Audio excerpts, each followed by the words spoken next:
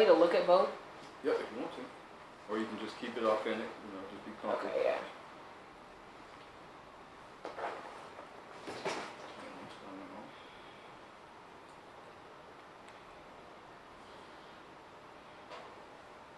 This angle. Right, tapping. Good. Check. Sound good? Yeah. Alright, let's go ahead and get started then.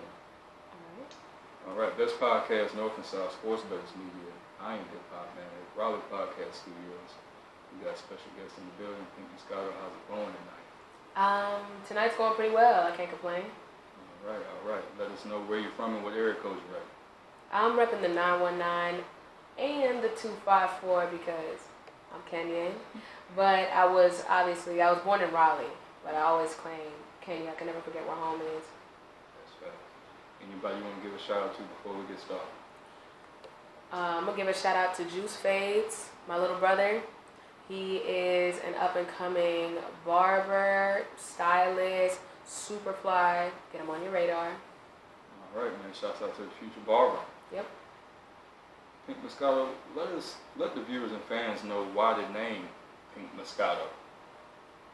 Pink Moscato started off for me as something that was catchy that someone on college campus told me, like, oh, you remind me of Pink Moscato. It was a dress I was wearing that day, and I was just trying to find not outfits, but names. Okay. And I was asking people around. My first name was Flo with a PH. I was like, I want to be Flo, PHLOW. Then I Googled it, and someone already exists that's Flo. Okay. Never heard of him. Doesn't matter. And they're like, oh, you remind me of Pink Moscato. So at first it just sounded catchy, and I was like, oh, this is a cool Instagram name. Yeah. And I put a Y on it. But as I've grown into it, it's become more of an outlet for me to express myself in ways that I can't normally. Like, Pink Moscato is very sensual, but in my everyday life, I'm just like, I'm more reserved. I'm a little more shy than Pink Moscato.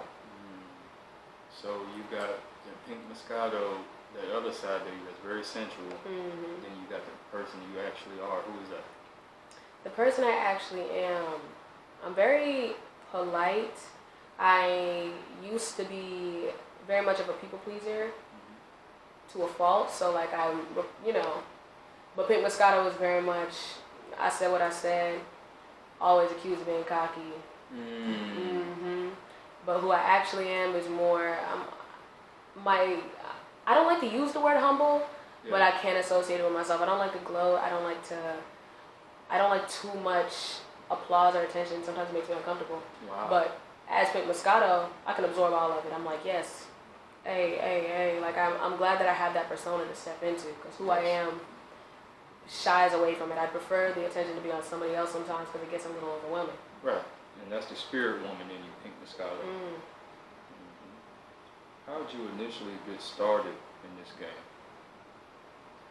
I've always loved to sing, but it didn't seem attainable when I was growing up. It felt like it had to be a back burner hobby, and I had to pick a real career. Okay. And I come from a very education-based family where degrees are very prioritized. So trying to be in the arts community wasn't exactly seen as an accomplishment. But I also like to have a chip on my shoulder, so I use that as fuel to be like, y'all don't really see it as something that I should be proud of. You see it as something like, look, where's the real job? I like to use that as my fuel and my motivation. Like, I always have that. I'm trying to prove somebody wrong. So that kind of motivated me into singing, because it felt like something that everyone told me wasn't the best idea because of how unstable it is and how saturated the market is and how easy it is to lose everything you have. And I'm like, okay, and none of the people who told me that were singers. But you didn't let none of that deteriorate you. You keep going. You have to. I've come too far at this point. That's right. That's a good part. Biggest influences growing up as far as music, parenthood, just in general, who's your biggest? Oh, definitely my mom and dad. Great examples of what to do. Obviously everybody got their flaws. My mom is very practical and grounded in the sense that she wants me to just be stable and successful in that way. And my dad's definitely a dreamer. and he was always like, anything you're consistent at, you can achieve. Yeah. And he really instilled that in me. He has realist elements to him too. They both want me to be degreed, like degree, not that like one isn't enough type of degrees. Yeah. And that's fine. But I was definitely the child that forced them to loosen their restrictions a little bit. I was definitely the one that broke a lot of rules. Okay. And yeah, because some of the rules were unreasonable. Right. But they've shaped me a lot. Like my parents, I can never discredit them. My mom is, what an example. One day I do hope to be able to fill her shoes. And then my dad is kind of the people who know him and know me always accuse me of being just like him. Mm-hmm. But then I always say it in a positive way. Mm-hmm. And I don't appreciate that. And I don't never let anybody speak down on my father. Yeah. And then obviously my brothers and my baby sister. Yeah. Baby sister gave me a lot of responsibility. Mm-hmm. Little brother is extremely supportive. I love him to death. Good. My older brother, he's very, very, very protective. Yes. And like having all of that in mind helps me carry myself a certain way. So my family. That's a big thing, family and foundation. Mm-hmm. Now let me ask you this question, and a lot of my questions aren't just questions; it's more so of a conversation. Yeah. To get you into that role of talking. You see what I'm saying? Mm-hmm. Is it just music with you, Pink, or is it more than that goes on behind the scenes, good or bad? Oh, it's definitely more. Yeah. Yeah. Mm-hmm. Music is like the outlet after everything happens, or during the occurrence of whatever transition I'm going through in life. If I would love for life to just be about music and my next song and my next video, but I'm not at the point where that funds my life or sustains me enough yet. Okay. So I have to have all these other things going on. I still have to make sure I'm maintaining whatever classwork I'm doing. Mm-hmm. I have to maintain my day job. Mm-hmm. I like to maintain relationships with people around me that aren't just music based. Yeah. But it's difficult because I'm very invested in music, so sometimes I neglect my relationships outside of music. And it happens like that when you focus because you feel like if nobody's not bringing that same energy to the table, exactly, there's nothing just to leave you behind. And it sucks. It really does because I'm like, dang, like I love y'all. Right. But I know that I have to do, like I need 100% to do this. And if you're not part of the 100%, if you're not like, if I don't call you on the phone and you're like, oh yeah, so what are you working on music? Like, what do you like, if you're not added to that conversation, it's hard for me to prioritize it mentally when I've got all this other stuff going on. I'm like, I need to make time for music. Yes. I feel bad though. It's pros and cons. Yes, pros and cons. How has the whole music scene here in Raleigh helped you as far as the events curated by Rasta and everybody else that's really backing you doing your thing? Oh my goodness. It's extremely influential. It's extremely helpful. Shout out to Rasta, first of all. 100. I mean, since I moved to Raleigh, because I started the music thing in Greensboro, Rasta is the most consistent force that I've been a part of. Like, that dude keeps working. He's been working longer than I've been making music. Mm-hmm. The dude is very consistent, very, very much, and outside of music, he's very much a real person, makes extremely good fried fish. Oh, yeah. Yes. I was over at him and his fiance's house. Yeah. You know, they have gatherings. He makes phenomenal fried fish. He's just very much a genuine person. Yes. And he's put me on a lot of different stages. And I'll forever be appreciative to him for that. And that's what you want, the time spent outside of the music with people to see who people actually are, what they deal in, what they love to do. And that's all a part of the growth and building with people. Exactly. Yeah, that's a fact.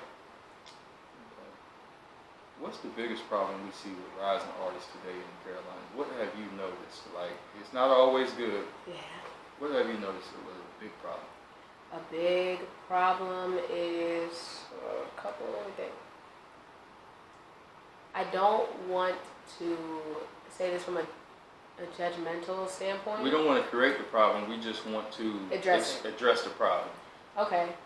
I don't think there's any problem with, like, nudity or shaking your butt a little bit, you know, expressing that. Yeah. But if that is your sole focus, I do think that distracts from the music a lot.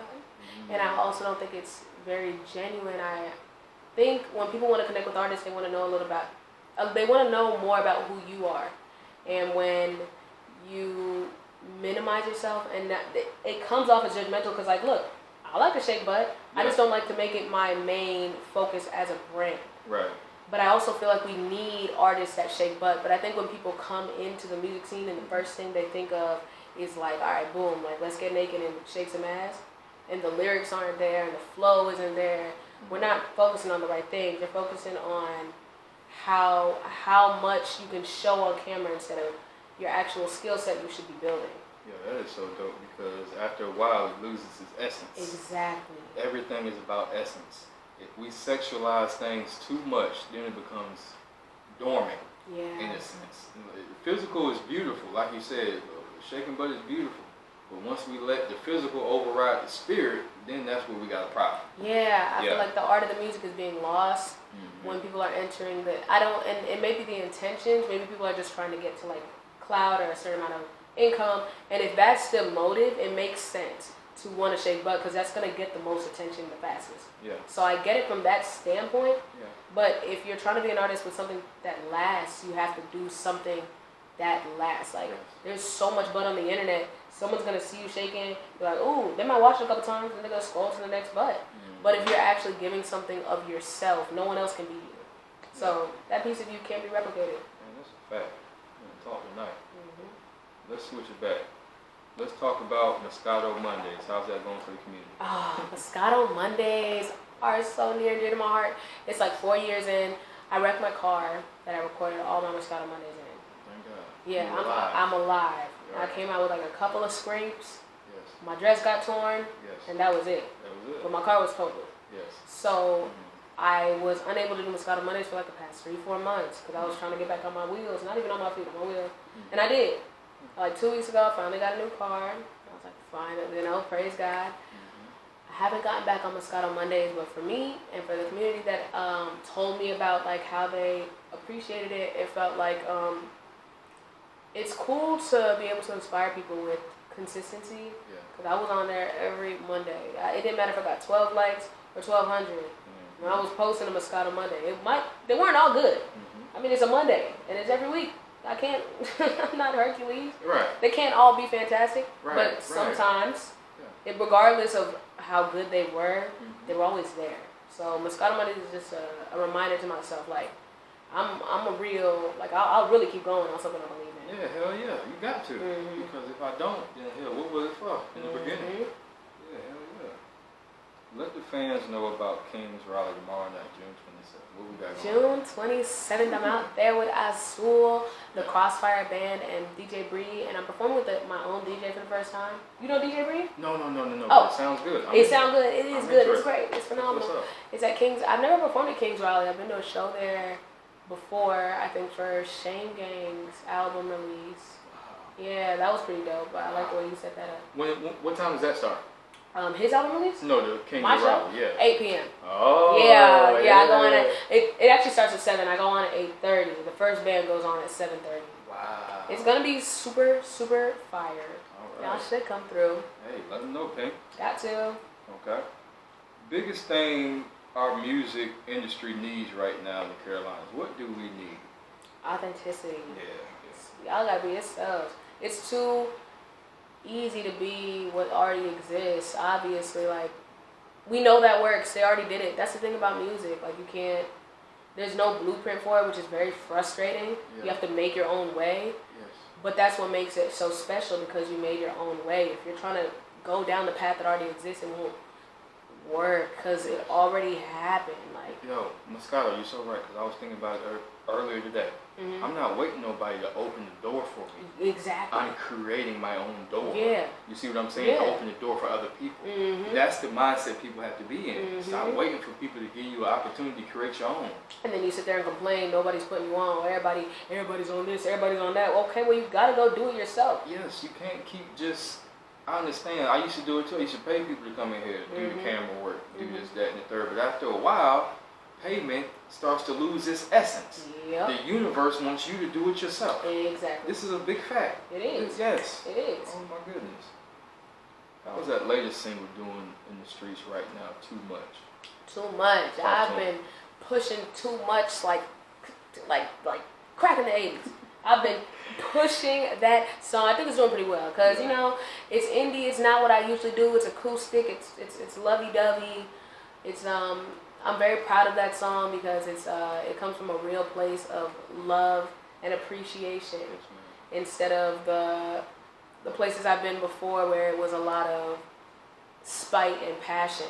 Right. I'm not mad at it. It had to be expressed. That's how I felt. But like how I'm where I am now in the space of love and light and like just yeah. I wrote that song in love. You know, shout out to Jess. Very good, very good. And you got a lot of good singles out there. Very good visual qualities. Authentic. It passes. Thank you. Yes. Green shirt. On that note, what's next for Pink Moscato as far as promos, projects, and future albums? So I only have one EP out. I don't have a full album yet. Okay. I would love to concoct an album. My next thing I would really love to do is put on my own show. I'm a part of a lot of other people's shows. Yes. I want to put on my own production in the vision that I have for it. Right. I love when people get dressed up for events, and I want, when I do put on my show, I'm going to put a lot of time into it so that people want to dress up. Yes. And I want the idea of giving value to the people who are coming to the show as well. Like, yes, you're coming to support me, but you're also coming because you're getting an experience out of it. So that's the idea. Yeah. Oh yeah, man. It's a lot you can create. Yeah. I'm telling you, dude. But you just gotta do it. Exactly. People lazy as hell. As fuck. As fuck. Just talking. Yeah, I'm telling you, and eating too much of that fast food. Biggest advice you wanna give to all the women and artists, or even men watching?